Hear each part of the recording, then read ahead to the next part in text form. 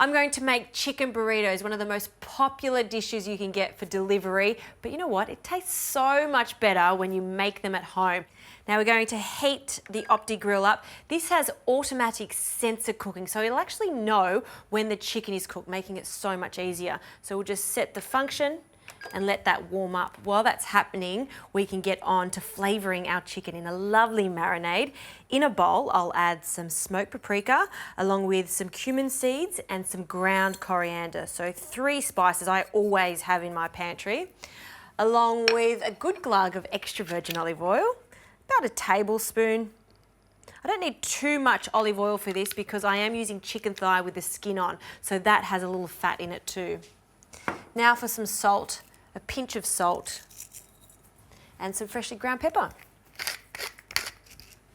Okay, so as I mentioned, I'm using chicken thighs for this with the skin on. Chicken thigh is so much more forgiving than chicken breast because there's a little fat in it. So when you do cook it, if you cook it a little over, it's still going to be super juicy. So 4 chicken thighs into the bowl.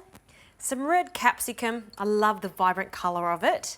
And I'll just grab my tongs and give everything a really good mix in that marinade to coat it. See how it's not too oily? Essentially, we're just using that oil to combine all of those spices. Fabulous. Now I'll set this aside to marinate just for a few minutes while I get onto a quick guacamole. So I'll grab my knife, a ripe avocado, cut straight down the center, and it's a gorgeous avocado. And I'll just scoop this in. You can be quite rough with it. I just like to cut it up first and then scoop the flesh out. And the second side, let's make lots of guacamole for this. We'll scoop all of this flesh from the second half. Now just break that up. I want this to be quite chunky. I'll add some white onion and just finely chop. Add as much or as little onion as you like. I don't want it to overpower, so I'm just going to use about half of this, and we'll add that to our avocado. And some lime juice. And I'll just use my spoon, just makes it so much easier to get the juice out. It smells fantastic. Now for some sour cream. Not traditional, but I love the addition of sour cream. So a generous spoonful of that into our bowl. For some heat, Tabasco, a few splashes of Tabasco, and then some coriander. A small handful of coriander. I'm just going to scrunch it up and roughly chop it. All right. Now using the back of my spoon, I'm just going to mash everything together. One thing I did forget is to add some salt. We want to season that, so a small pinch of salt. And that guac is ready to go, so we'll put that to the side. This OptiGrill is ready to go, so all we need to do now is start to grill. The best thing about this is it's got a grill on the top and bottom, so we don't have to worry about turning the meat or the capsicum. We'll just let the OptiGrill do all the work.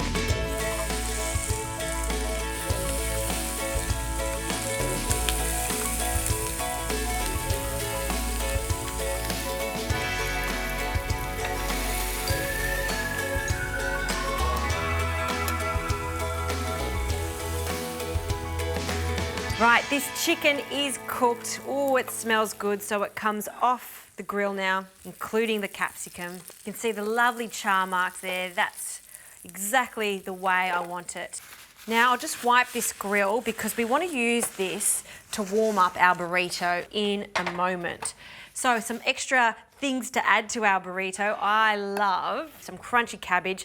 I'll place some of that into a bowl. Some kidney beans, some rice. This is just some leftover rice. And to bring all of this together, and it's a must for a burrito, lots of cheddar cheese. So I'll sprinkle that in there. And then just using my hands, I'm just gonna fold this together. All right, let's make these burritos. I've just been warming up these tortillas, extra large tortillas, in the microwave so they're pliable. The first thing I'll add is some of this delicious sour cream guacamole. We'll spread that. Nice. Then I'll add some of the chicken, which I will slice just so it's much easier to eat. So chicken thighs, look at that, perfectly cooked, nice and juicy, and just into small morsels, so tender. Straight along the line of the guacamole. And the capsicum, so soft, slightly charred. And now for our rice and cheese mixture. We'll pop that on there. That looks irresistible because of all those colours. And then I'm going to bring in both sides and then squish it together and roll just like a sausage roll. And that's our first burrito done. This goes back on the grill. It doesn't need too long at all. Essentially, we just want some char marks on it. It'll take about 2 minutes.